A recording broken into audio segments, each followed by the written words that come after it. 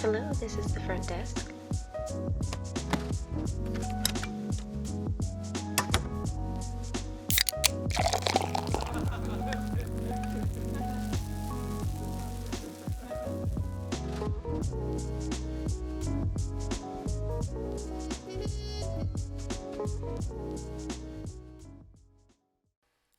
Good morning and welcome to another episode of the Crack and Backs podcast with your hosts Dr. Terry Wyman and Dr. Spencer Barron. How you doing this morning, guys? It's good to see you. I'm doing good, It's buddy. great to hear. So today we are joined by Robb Bolton. Robb is certified by the American College of Sports Medicine as a cancer exercise trainer and a certified athletic trainer by the National Athletic Trainers Association. Robb has over 25 years of experience in the health and fitness industry and is a certified patient advocate. Over the years, Robb has designed and implemented fitness programs for both adult and child cancer survivors. He is a former board member of the Teddy Bear Cancer Foundation. Robb now works full-time at the Director of Campus Recreation at Pepperdine University. How are you doing this morning, Robb? I'm doing well, thank you. It's good to hear.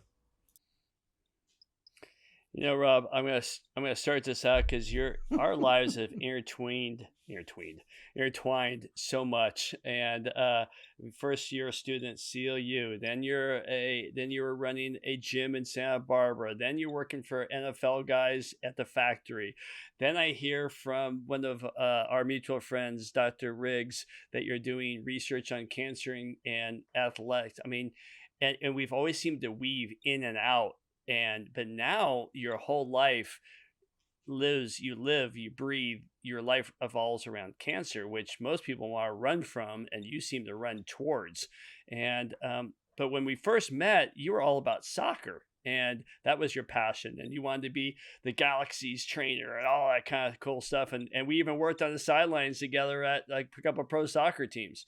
How did you transform from being an athletic trainer and regarding soccer and working at colleges as a trainer to now working with cancer? And Well, how did that the way kind I of look evolve? at it is that was all just preparation for me to do what I do today. The background that I had in athletic training and sports medicine has been key and instrumental for me being able to serve cancer survivors in the way I do today.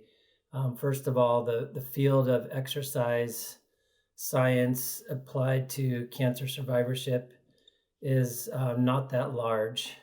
So there's not many people out there that do what I do.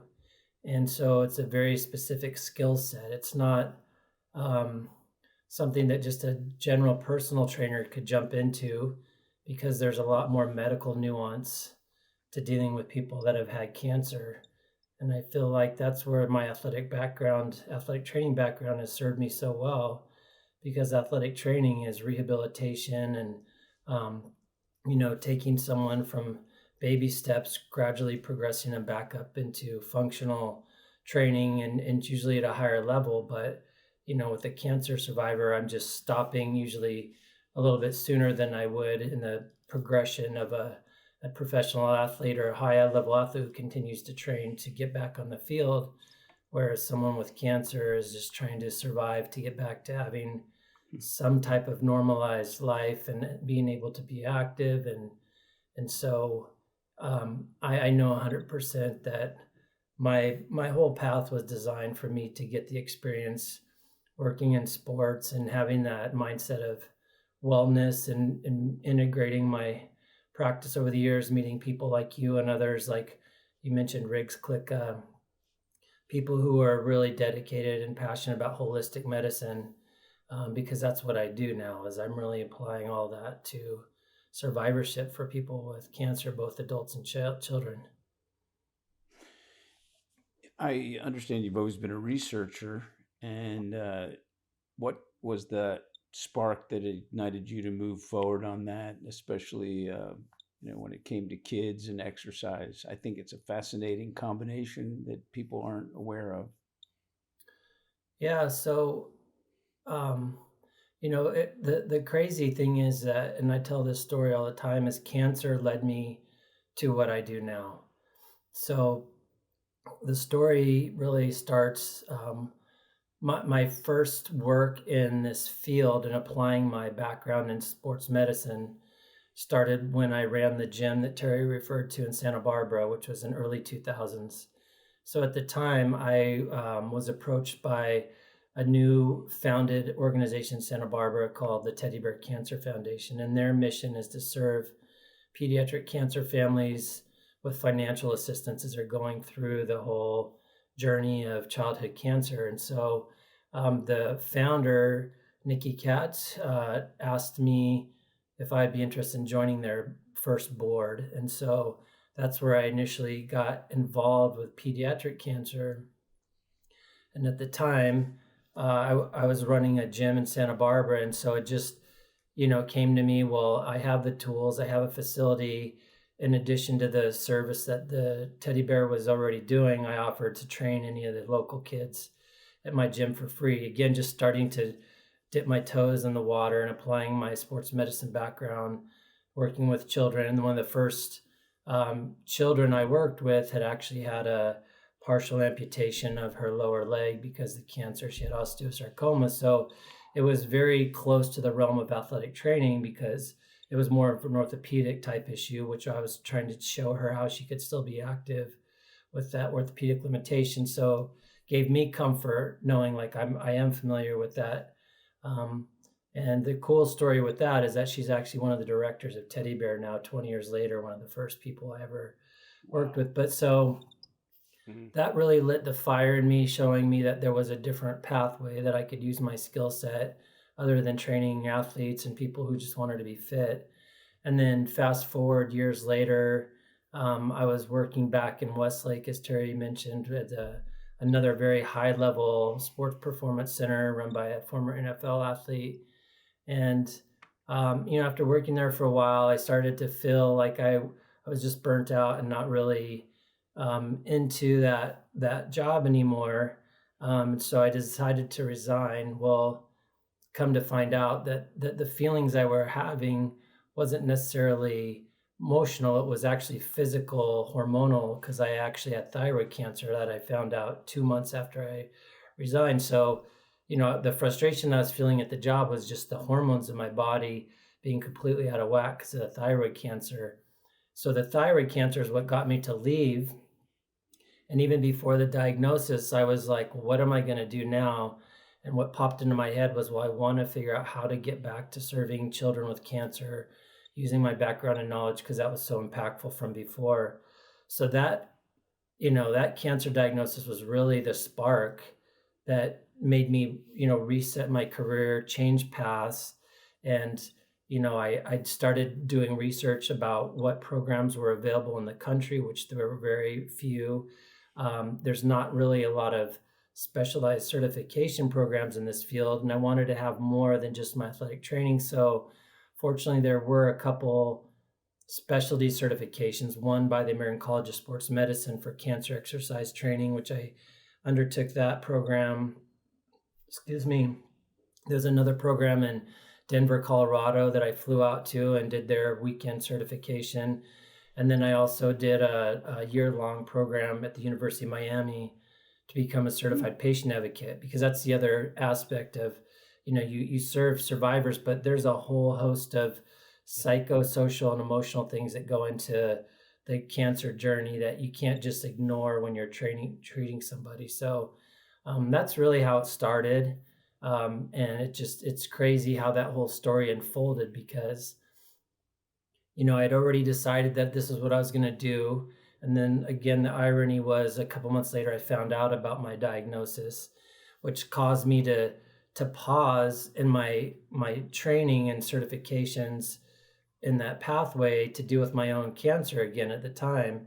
And again, the other blessing that came out of that was, my reference previously was being an athlete myself, having an injury, pushing hard and just going hard and working through it to get back no matter what it took.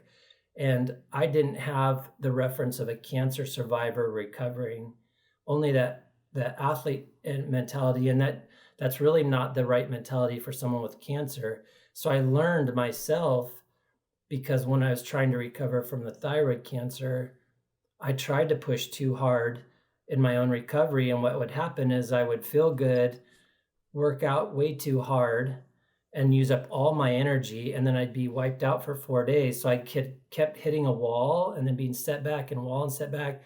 And then the emotional part of that was really challenging because I was so frustrated because I was used to being, in the athletic mindset, like, you push hard, and you get rewarded.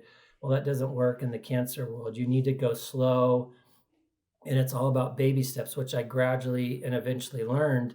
But again, that blessing really helped me because then I had that experience to also apply, which the books weren't teaching me and the certifications weren't teaching me when I was learning about that, working with cancer survivors. The only way I would have known that is to gone through it myself.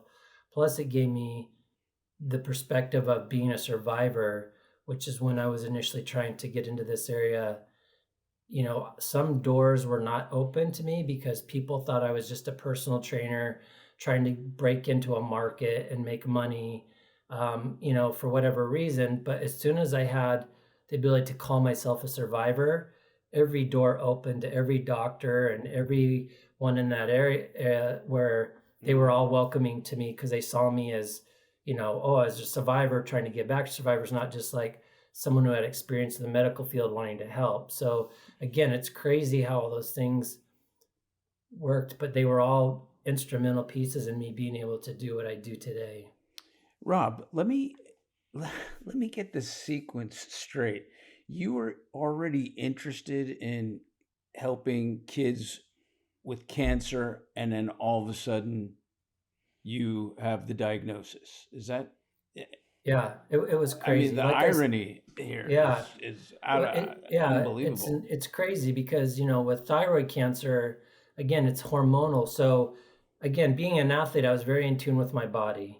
Right. So what I was having, the feelings I was having at that previous job, was just frustration, emotional frustration, a lot of fatigue, similar symptoms to depression, and burnout. So that's why all I could think was that cancer wasn't on my radar. So I was just thinking, well, this job is making me feel sick. It's not healthy. I'm going to leave the job. And then to come to find out that, the crazy thing about I left the job. And like I said, I started doing all this research, and, I think I left the job in October, started working through all these things, October, November, December. And the crazy thing was, I'll never forget, it was December 24th. I was shaving and just was raising my chin to shave, get my neck, and something I never really paid attention to, but I swallowed while I was doing that, and I saw a lump on my Adam's apple, which I never, and that's where I found out. I was like, wow, I better go get this checked. And again, it was just crazy how I found it the day before Christmas. And then, that just started the whole process of treating that. I feel very fortunate from that first cancer. That thyroid cancer for me was very treatable. I had surgery to remove my thyroid. I had radioactive iodine treatment, but on the whole, I recovered well. And, it wasn't like a scary cancer to have. So I got the experience of being a cancer patient and survivor without having to go through what I'm going through now, which is the real deal in my mind. But so, yeah, it's just incredible to think about. And so that's why now, even in my frame of reference, I know that what I'm going through now is just another step to allowing me to help people in a greater capacity, which is what my end goal is after I get out of this. Rob, when was the first diagnosis with the thyroid? When was that? What year? It was 2012. 2012. And then what are you dealing with now? So now I was diagnosed again, just out of the blue this past summer, with lung cancer. And again, for someone who's been a health and fitness junkie their entire life and lives and breathes, good nutrition and exercise and teaches cancer survivors about fitness, it was, again, the last thing on my mind that I would ever have lung cancer, especially in aggressive form. So, it kind of hit us out of the blue. Like the last time we were actually, my wife and I were on vacation in Yosemite this summer and having a great time and hiking, enjoying the mountains. And I had gone to a doctor for other stuff that I thought was like asthma related, and had a call on my phone that I'd missed telling me that they'd done a CT that showed some irregularities and they needed me to come back and do, further testing right when I got back. And again, that's when this whole thing just kind of took off. But it was completely, a shock to say the least. So is it in your attitude that you beat it once, you're going to do it again? I mean, that's all you can do is have that attitude. I mean, I still have the mindset of an athlete. So, Right. everything to me is a challenge. And I know this is the biggest challenge I've ever faced in my life. And it's been very humbling to me because for someone who's lived and breathed as an athlete and been in martial arts and think of myself as someone who's tough and can get through tough things, this has taken me down a notch that I never thought I would take. I've broken down emotionally and just, I've faced fears that I never thought I would face. And it's because it's out of my control, like the fear of, sports or martial arts or things like that. Those are physical fears where you have control in the situation. At least you're involved. I have no control right now what's happening to me. I'm at the mercy of the doctors and the medical care, and being in the hospital and seeing what other people are going through. It's so scary to know the fine line that I'm teetering right now of my health and longevity. But the only thing that I have to control, which is what Cancer Fit is all about, is my exercise and my diet and my mindset. I mean, those are the only things I have in control right now. Everything else is dictated for me. The doctors are telling me everything else that I need to do. So, that's what I'm hanging on to, is just doing what I can as much as I can. And I just go from, working out to prepare for one treatment. And as soon as that treatment's over, I'm trying to work out again to get ready for the next treatment, just to keep my body as strong as possible, not for competition anymore, but just to live. I mean, I'm literally training to survive right now, because if I didn't have this strength, I don't know where I'd be without, the lung capacity and the fitness that I had going into this. Hey, Rob, sorry, go ahead. Hey, Rob, so you look at, you can look at, I think you use a lot of analogies, and you can look at where you're going through, like you're on a soccer team or you're on a plane, and your coach is telling you what to do, which is your doctors. But you still have to be the player, and you still have to do the homework, and you still have to do the work. And so have you found your training as a trainer, as a researcher, and as an athlete? Do you come home and do you research the nutrition, how to fight the therapies you're going through, so you only get the good? Have you done that? Or is that a mental struggle sometimes, to question your coach, so to speak, and just focus on what you need to do for Again, yourself? I think that's a How does skill that I balance work? learned being an athletic trainer, because when you're an athletic trainer for a team, you are really the hub of the sports medicine program. And then what you do is you go out and bring in other experts to help and work alongside you where you don't have that expertise, which is exactly how, I came to you to help me with some of the sports teams that we initially worked with. Your skill set was a skill set I didn't have. And my goal in serving the team was to bring in people to serve every need of the athlete at the time. And that's kind of what your role as an athletic trainer is, building that sports medicine team. And so what I've done now is I don't have all the answers, but because I know how and who to talk to get the right answers, I've relied on those experts. So one of the benefits of Cancer Fit is that we have on our board an expert in nutrition and diet who was the very first call I made when I got my diagnosis. I mean, my wife knew, and literally I got home and this was the first person I called, because I knew that getting my diet dialed in and ready for chemotherapy was going to be the most critical thing I could do that I had control of at that time. So I called him, and his name's Alec Guevara, and he helped me get on a pre-chemo plan, then a during chemo plan, and then a pre-surgery plan. And now I'm on my post-surgery recovery plan. So, that was huge for me. And then the other call I made right away was to Riggs Klicka, who you referred to earlier, who's one of the leading exercise science researchers in cancer and fitness. And I knew Riggs, and we worked together through our being colleagues from Pepperdine, and also he did a lot to do some research with us through Cancer Fit. So that was the other call. As I said, Riggs, I know we've talked about all these innovative things that aren't really mainstream. Please help me with a protocol for what I'm going through.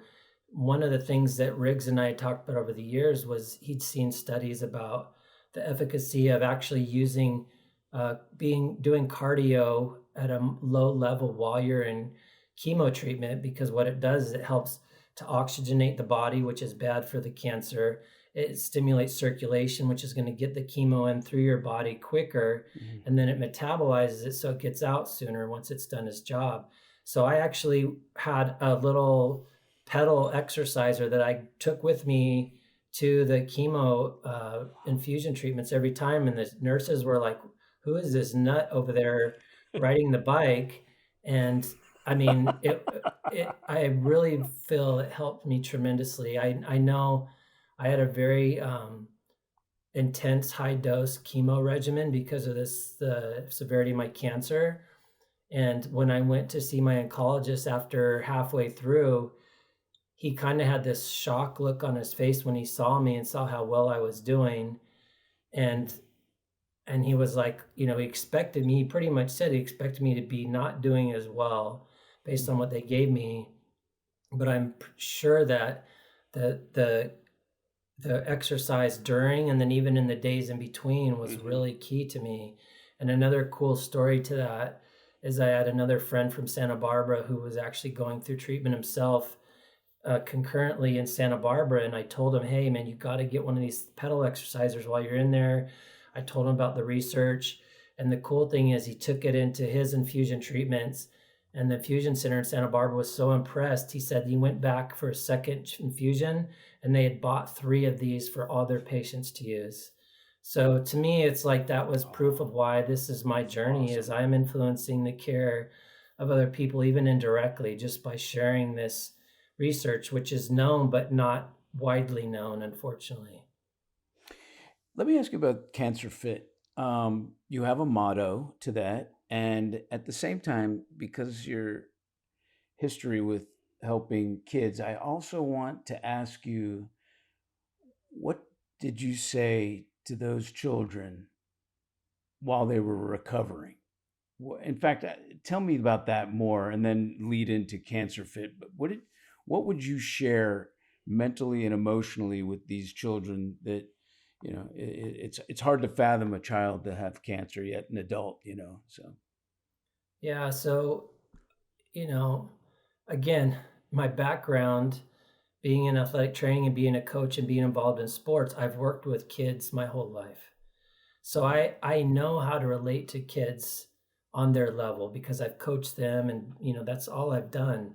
So I think first and foremost, that was important, is knowing how to relate to them, not being afraid to talk to them, because one of the things is people see children with cancer and they're scared. They see a bald, pale child and they don't want to look, and they don't want to engage, and they don't know what to say. And I'll just jump right in there, and I'll read them, but I'll make it light of it. And I can tell you this because I'm going through it now. Like, when you have cancer, you just want to be seen as normal. You don't want to be seen by everybody as you're a cancer survivor or cancer patient, because that's not who you are, but that's how everybody sees you. And I experienced it even more this time around, and I forgive people, but it's really frustrating. As soon as you tell people your diagnosis, that's how they all see you, and they treat you with, handy, they very cautiously. It's like, I'm still who I am. I'm going to fight this. But so to the point with the kids, like, that's, I think, one of the key aspects was, one is I just treated them like a normal, healthy kid. I didn't come at them as like, "Oh, you poor sick kid." I would still joke with them. I would still talk about and do things that they liked, because that's what I knew to do with kids. And I think that helped You know, being a survivor, I 100% know was key for me to even get in the door working with children with cancer, because it's one thing to work with adults, but parents of a child with cancer are the most protective parents you'll ever meet. And they're not just going to let anybody walk in and start working with their child who is sick. And so for me to have that background as a survivor really opened the door. And then the more and more we worked with, then parents would, recommend us to work with other families. So it was referrals by other parents. But I think that was the key, is they just saw how I related to the kids. Right away, in my first meeting with them, I'm already trying to engage with them and getting them to talk about not cancer, but like, what do you do? Like, what things make you excited? Like trying to find what I can use to give them hope and talk to them about during their recovery. Like, what is that thing that they want to get better for? What's going to excite them that I can say, hey, this is what we're going to work on. We're going to get you healthy so you can go do this thing, or we're going to, whatever it's going to take. But that's kind of the framework of how I've been working with the kids, is just being fun and goofy and treating them like a normal child. That's great. I'll get into the challenge I'm doing for you guys in a bit, but I will tell you one thing. I've always been not only admired you, but I've always wanted to compete with you, because I remember we did some stuff when you're at the factory and you would do it, and I go, "Fuck, I gotta do it better." and then the only other person I ever saw ride a bike having chemo besides Lance Armstrong was you, and now here you are pedaling the bike, and then you're in your kitchen doing squats, and I'm like, oh, good Lord, and so you don't inspire me as a cancer guy, you inspire me as an athlete. So, but you've done something that's really unique to Cancer Fit. You don't just help the kids in exercise nutrition, but you help them psychologically, and I've never seen any program do what you do. It's called the MVP program, the Sports Draft Program. And I've never seen anybody do it. And why, I don't know, but it's brilliant. Can you tell us about your kids and your MVP we've draft learned program? a lot over the last 10 years and what the needs are. So originally going in, the need that we knew was out there was there's no transition for children after cancer to be active again. The doctors will say you're done with treatment, you're cleared for activity, but what does that mean? Like, what does a parent do with that? Especially if your child had like a blood cancer and it wasn't orthopedic and everything was internal, and on the outside, you're going to go, well, you look fine, go ahead and start running and playing. But your body was just beat up with all kinds of drugs and things. And as you both know, like the impact on your soft tissues and joints and ligaments and everything else is you're going to be weak inside. You can't just go back out and start to try and run again. And that's what kids are going to try to do, and they'll get hurt. So that was kind of why we wanted to start Cancer Fit, was to give that transition and that bridge to a safe return to recovery. But along the way, we've learned all these other issues and impacts that families go through.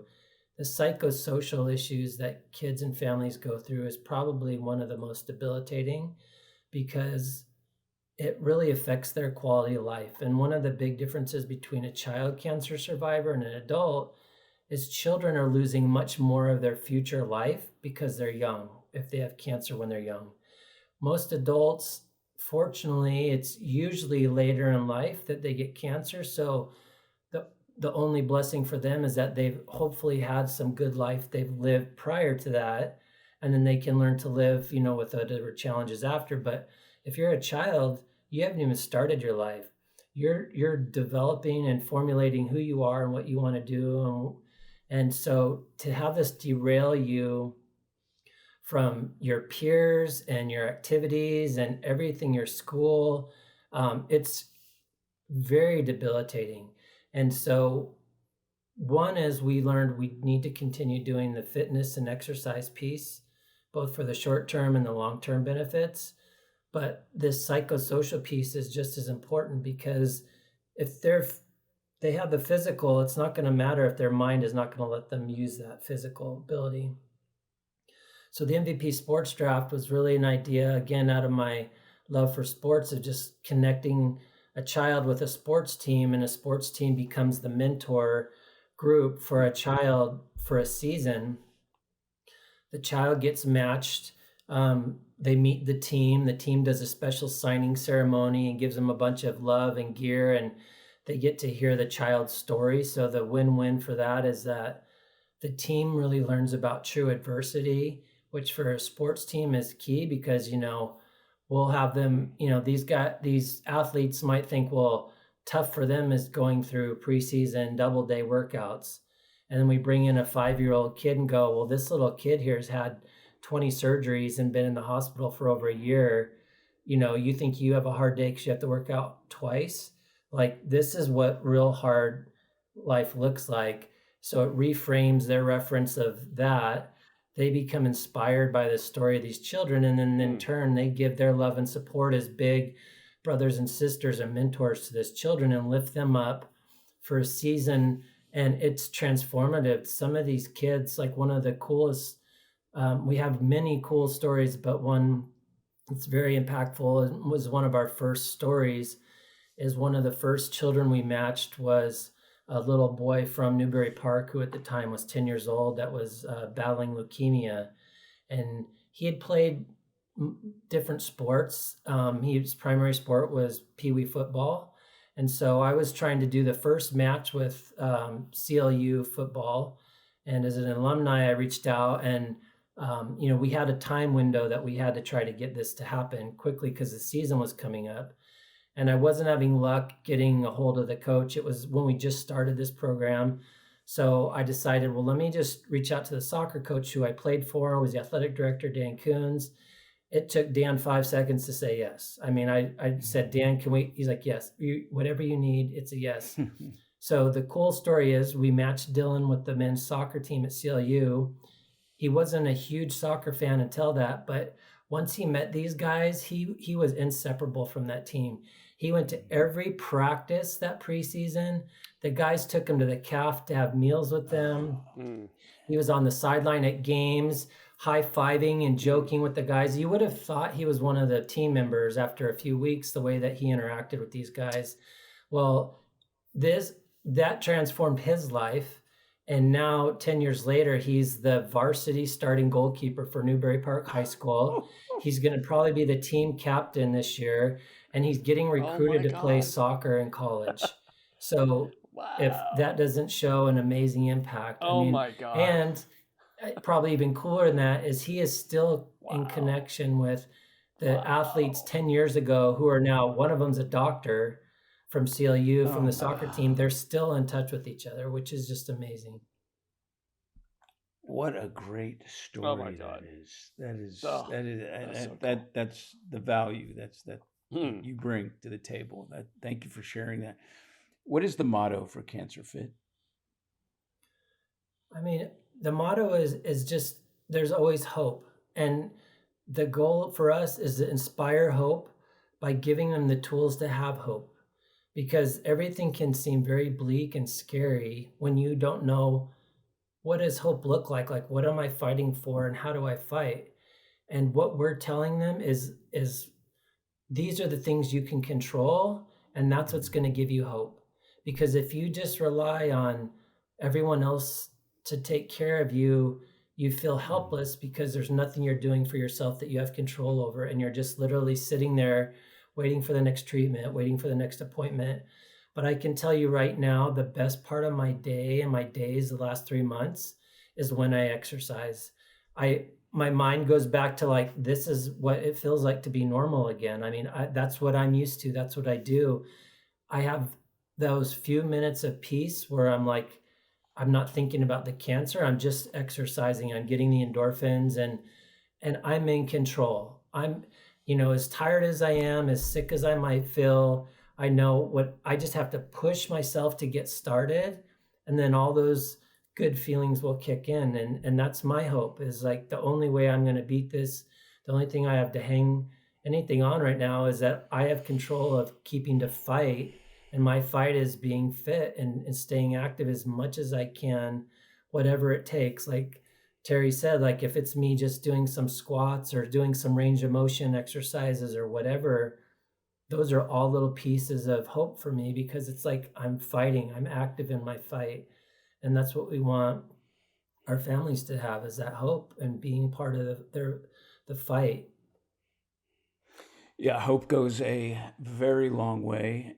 I think even as, chiropractors to our patients, they come in injured and think that they're not going to play again. Even that, if you can, I think a doctor really is about giving hope to their patient. They're an authority figure, you're an authority figure. Hearing that kind of perspective means much more than people give credit to. Hope. And that gives them that chance and will to fight. We had a guest on our podcast, Dr. Cindy Howard, earlier on. She's a chiropractor. Her specialty is in internal medicine. And what do you know? I mean, she worked with a lot of cancer, autism, and other conditions. And what happens to her? She gets Hodgkin's lymphoma. And I saw a metamorphosis occur that I think is very, very helpful in healing. And it seems to be the same thing, that thread between what she observed and did and what you observe and do. And that is, suddenly there's a huge amount of focus on nutrition. There's a huge amount of focus on activity. When I say exercise, when I say activity, I mean exercise, but I mean it generically because it's different for everybody. And probably most importantly, what I'm hearing how you are handling things, and that is there's suddenly a focus on you and healing. In other words, you don't listen to the news anymore. You don't listen to negative emotions and feelings. You're now focused on healing. And, that really says a lot, because I actually saw, when Dr. Cindy got the diagnosis, I saw somebody evolve into this very happy person that removed all negative stuff. And it was a very novel time. And I think those are the things that you embrace, especially as an athlete and a survivor. So thank you for sharing that stuff. Now, we're at a time in our podcast that we're going to go into what we always find fun. It's our rapid fire questions. Rob, I got 5 of them for you. And I want you to dig deep and be able to, you have the answers, but let's test you. Are you ready? Let's go. Okay. All right, my man. That is. That's the athlete in you, buddy. Number 1, what is the one tip everyone should start doing today to reduce their risk of cancer? Be active. You got to start. Nice. You can't wait until it's too late. And just a quick, I know this is rapid fire, but I can tell you, one of the blessings that I've seen out of being able to be active is it's a whole nother, it's not like what I look like in the mirror. It's like, do I have the strength in my hospital bed to stand up unassisted because my legs are strong enough? And what did that empower me to do because I could do that? Because I saw other people in the wing that couldn't do that, that were stuck in their beds all day. And I was able to get up and go sit by the window and do that. And my mindset, talking about tunnel vision, I was so grateful and thankful to God that I had the strength just to stand up on my own and go walk to the window, or to be able to pull myself up in my bed. Like, that's the strength that really got me through this. So it's never too late to start. But when you as practitioners of health tell people to get fit and why it's important, like, this is the fundamental level of why it's important, is if you can't even do that kind of care, you're going to be in a lot of trouble. Hey, I do got to interject because I know a little insight that Dr. Spencer doesn't know. Did you get out of bed and go to the window to enjoy those frat parties? Is that why you kind of? Because I heard they were keeping up and rocking. If I could have thrown something from my window down there, I would have. Yeah. Sorry about that. Yeah, especially there was a right next to the hospital. This college has a frat and house, and they were throwing Oh parties till three, no. 4 in the morning, and so he couldn't sleep.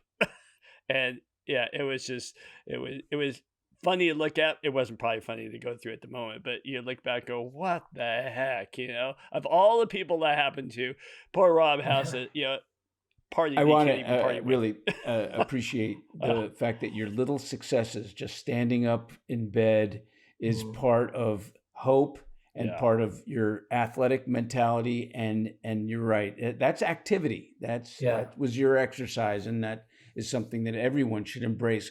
Cancer or yeah, not cancer. I yeah, mean, people are Yeah. sitting on the couch that are alleged to be healthy that 100%. need to get their ass up. Exactly. Question Yeah. number 2.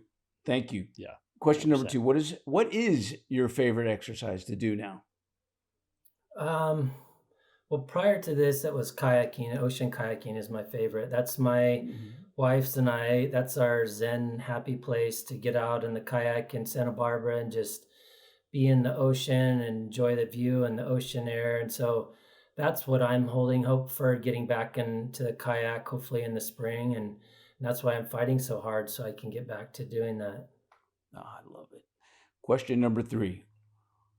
Well, when you feel like shit, what little tip do you use to get yourself moving? Um, well, first of all, it's a mindset of like staying in the moment and staying in the minute or within the 10 minutes. Or I can't look forward, because what I found in the hospital, the darkest moments for me was when my mind started thinking too far forward and stuff that I had no control of. Again, all I could think about was staying focused in the moment and getting through that difficulty, and knew like a minute's going to end eventually, and then I'll deal with the next minute when it comes. So it's really just, breaking it down to micro segments of time, and just focusing on that and getting through that one mic. What do I have to do to adjust my body to get comfortable? Or, because it's the defeating thing is thinking what you don't have control of is, man, I'm going to be in here for 3 days and it's going to hurt and suck this much for 3 days. That starts to take you into a really dark place, and that's where you don't want to go. So I would say just like trying to keep focused on this in the moment and break it down to small like pieces of like, I can do 5 minutes, I can do 10 minutes or 30 minutes. I get my medicine, I can hang in there for 30 minutes. Mhm.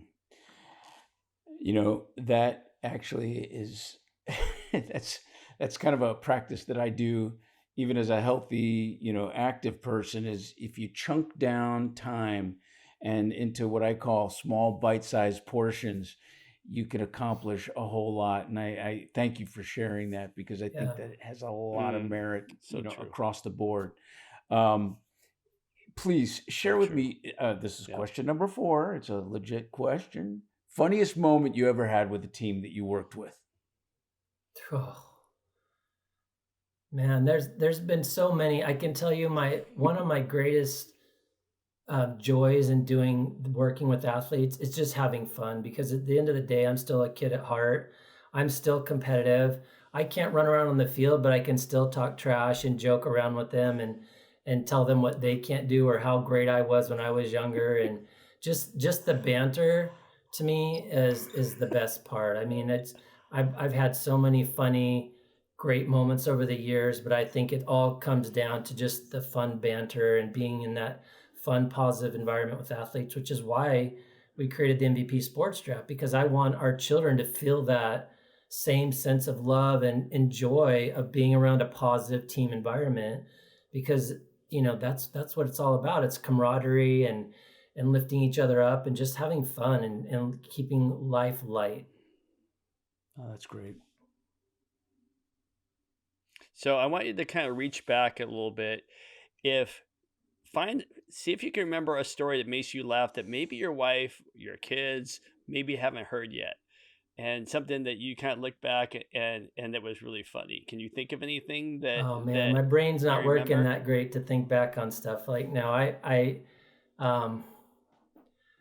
my kids hear more stories about me than I remember. So the funny thing is, my son who plays soccer and lives in Santa Barbara now will run into people, and he'll tell them who I am as his father, and they'll go, "Oh, Robb Bolton, that's the guy that grabbed the guy and choked him or gave him a bloody nose in the soccer game." Like, oh man, I got the worst reputation in Santa Barbara on the soccer field, but it's just funny because that's kind of what they hear.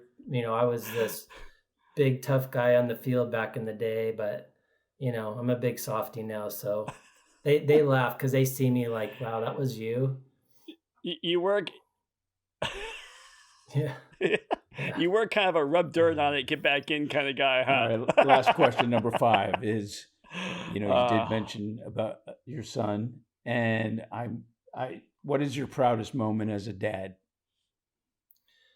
It's so crazy that this happened to me at this point in my life, because literally just this last summer, my wife and I were looking at how proud we were of where both of our children are at now, because they both finished grad school and they're both employed in jobs that they love, that they're thriving in, and they're making a difference. And so as a parent, that's all you could ask. Like I literally had this sense of peace when we were at Mammoth this summer before I got that call of like, my job as a dad is really like, I felt I'm done. Like I did my job. My kids, they're on track in their life. We got them through the tough years of being young. Like I said, they both had finished grad school and they're doing well. And, my daughter's a teacher and my son's in real estate and finance. And it's so rewarding to see your kids doing well, and just knowing like you got them to that point, because that's what your goal is. And now I get to just sit back and enjoy them and watch them being young adults and being successful, and watching them transform others' lives and the impact they're going to have. So, and again, that's what I'm living for now, is to be able to just be a grandfather and, enjoy that part of my life someday. So that's the other thing I'm fighting for. But that's what I get the most reward of, is just getting them through that phase of their life and being able to go, we made it. This is really rewarding. Oh, well, your kids are both, Spencer and I have just amazing kids as well, and we're very blessed. And in fact, Yeah. one of my kids is actually Lance doing this program, so I'm very blessed for that. I gotta transition because I want to get something about Cancer Fit before we close, and I know you gotta rest and all that, but I started doing this push-up challenge this month, and the reason I started that is I was on Instagram and I saw 3,000 push-ups for St. Jude, and I went, well, I like the challenge, but I'm not going to do it for St. Jude. I'm going to do it for Cancer Fit, and so I started doing those push-ups. And one of the things that I want you to have the floor of, so it doesn't come from me, is when fundraising, which is a tough thing for any nonprofit. Can you tell us what the money that people donate to Cancer Fit today? They listen to this show, they go on the cancer.fit. So it's, that's your website. And when they make a donation, where does that money go? Our programs are focused mostly on childhood cancer survivors and their families. We weren't able to sustain our adult programs because it just was too much financially. So the money that we raise now goes into our exercise scholarship, which we scholarship children for $1,000 of training, whether it's with a personal trainer or gymnastics or whatever is going to help them in their journey to be active. We also have another activity scholarship. So once they've gotten strong, we don't want finances to be a barrier for them to play a sport. We know how expensive sports are these days.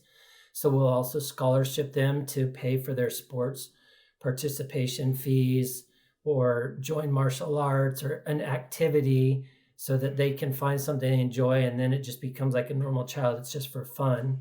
So the exercise, the sports, we also do the siblings scholarship now, because that's the other thing we learned, is siblings also have a very tough journey going through this. And so we do scholarships for them. And help pay for them to do art or music or dance or an activity, just to make them feel like they're seen and they're important as well. So it all goes back into helping to support these kids in their journey and breaking down barriers and giving them the resources they need to be active and stay active. We haven't been able to do the MVP draft for the last 2 years because of COVID. Unfortunately, it hasn't been a safe environment, but once it gets safe and hopefully this spring, we're already going to have some kids getting matched again, and the money goes to help setting up those matches and making those happen. So, that's what our funds go to. I mean, we're, we don't have a lot of administrative overhead. We run a very lean ship, and so it's like we want everything to try to go right back into the service part of our programs. So I know you don't like to talk about yourself, and so I want you to one more. How, besides clicking on the website or Instagram, is there any other things that people can do to help you, help your family, or help Cancer Fit? How can we use this platform? The floor is yours. I want you to just talk to people, what message you want to leave them with, and how can they help In a selfish way, I would say, what I would need for our family, but we're very grateful and thankful that we've had support from other community organizations like the Mike Nosko Foundation and the Jewel Levine Foundation have come alongside our family to help us personally. What is most important to me in my heart is supporting Cancer Fit, because I know, we were a family of faith, and I know that this second diagnosis is God's next step for me of using this for the next phase of Cancer Fit. And it's still sad to see 10 years later how much more still needs to be done and how many more people need to be served. And the frustration is I have the skills and I have the knowledge and the means of doing that. We just don't have the resources.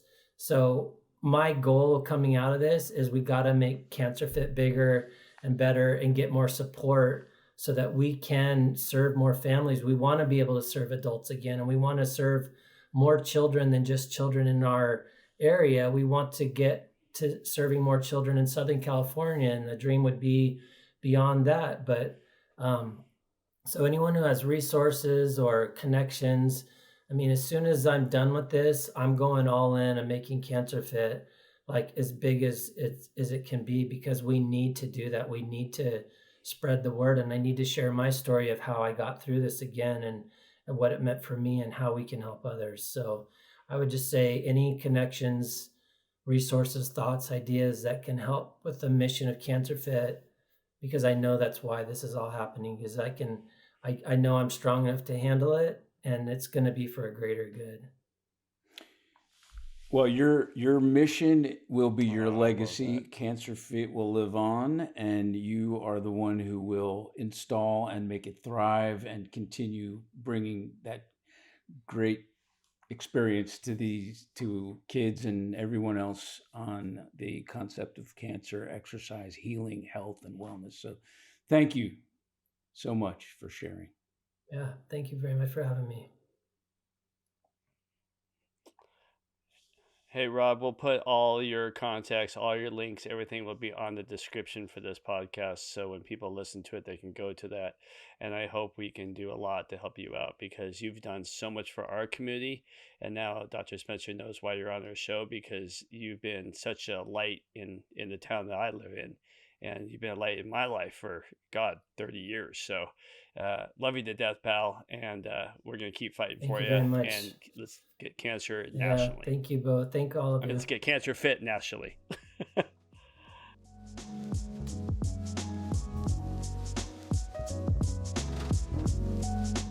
Thank you for listening to today's episode of the Crackin' Backs podcast. We hope you enjoyed, and make sure you follow our Instagram at Crackin' Backs Podcast. Catch new episodes every Monday. See you next time.